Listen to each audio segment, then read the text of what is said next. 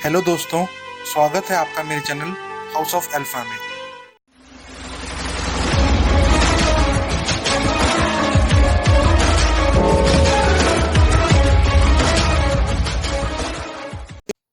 आज हम बात करेंगे भारत के T-90S मेन बैटल टैंक के बारे में। तो चलिए शुरू करते हैं।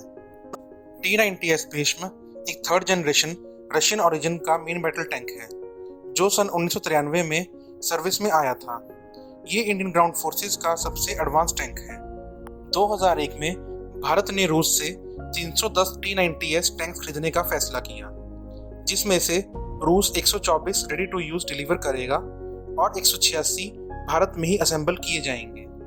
भारत ने T-90 टैंक्स को इसलिए चुना क्योंकि T-90 टैंक्स को T-72 टैंक्स के आधार पर बनाया गया था, जो कि भारत में पहले से ही आर्मी के लिए मैन्युफैक्चर किए जा रहे थे, और क्योंकि इसकी ट्रेनिंग और मेंटेनेंस का आइडिया भारत को पहले से ही था, इसलिए भारत ने T-90 टैंक्स को चुना। मगर T-90 टैंक्स की प्रोडक्शन में देरी हो रही थी क्योंकि भारत अपने indigenous Arjun main battle tank को भी डेवलप कर रहा था।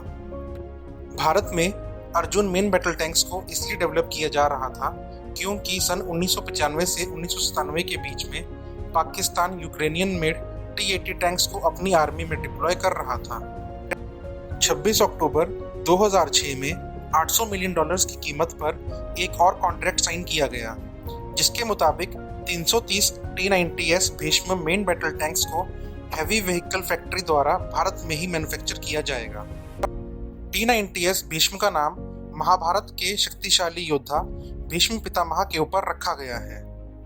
इस टैंक के T-90S वेरिएंट को इंडियन आर्मी की ज़रूरतों के हिसाब से अपग्रेड किया गया, जिसके लिए भारत ने रूस और फ्रांस की मदद ली। इस टैंक में फ्रांस की Thales built Catherine FC thermal sights लगी है और रशिया की Kontakt K5 explosive reactive armour plates लगी हैं, जो कि टैंक्स पर हमला होने के सिचुएशन में बाहर की तरफ को फटती हैं और जो डैमेज को न्यूट्रलाइज कर देती हैं।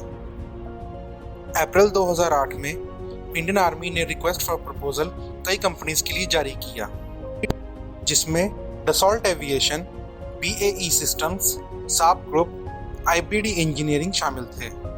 इस रिक्वेस्ट फॉर प्रपोजल में इंडियन आर्मी ने T-90S भीष्म टैंक के लिए नए एक्टिव प्रोटेक्शन सिस्टम की मांग की। ये कॉन्ट्रैक्ट तकरीबन $270 मिलियन का था।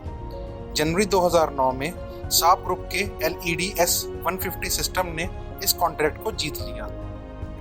दिसंबर 2007 में $1.23 बिलियन की कीमत पर तीसरा कॉन्ट्रैक्ट साइन किया गया, जिसमें 347 अपग्रेडेड T-90M टैंक्स को अंडर लाइसेंस भारत में ही हैवी व्हीकल फैक्ट्री द्वारा असेंबल किया जाएगा। इंडियन आर्मी को उम्मीद थी कि वो T-90 टैंक्स की 21 रेजिमेंट्स को और मॉडिफाइड T-70 टैंक्स की 40 रेजिमेंट्स को बैटलफील्ड में तैनात करेंगे। 2009 के आखिर में इंडियन आर्मी को उनका पहला ready to use T-90M tank मिल गया। पहले 10 टैंक्स के बैच को इंडियन आर्मी द्वारा 24 अगस्त 2009 को इंडक्ट कर लिया गया। इसके बाद $1.4 बिलियन की कीमत पर नए 354 T-90M टैंक्स को खरीदा गया, जिन्हें चाइना के साथ लगी सीमाओं पर तैनात कर दिया गया। इसी खरीद के साथ इंडियन आर्मी की इन्वेंट्री में 2011 T-90 टैंक्स शामिल हो गए थे।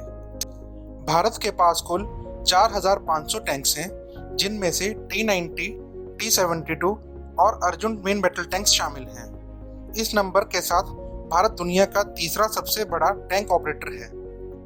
अब बात करते हैं आर्मामेंट्स की। तो T-90S का मेन वेपन है इसकी 125 mm स्मूथ बोर गन, जो कि अलग अलग तरह के गोले दागने में सक्षम है और यहाँ तक कि एंटी एयरक्राफ्ट मिसाइल को भी दागा जा सकता है।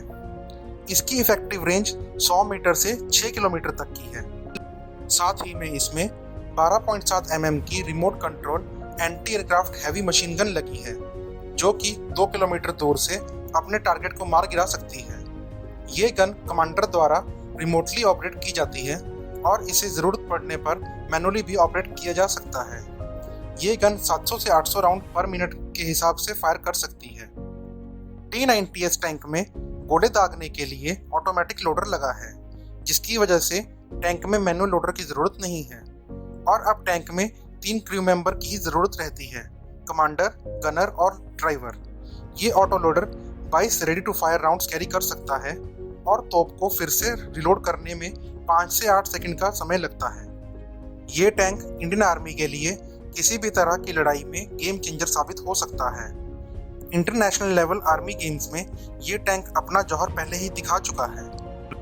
तो आज के लिए बस इतना ही। अगर आप ऐसी ही और वीडियोस देखना चाहते हैं तो इस वीडियो को लाइक और शेयर करें और चैनल को सब्सक्राइब करना ना भूलें।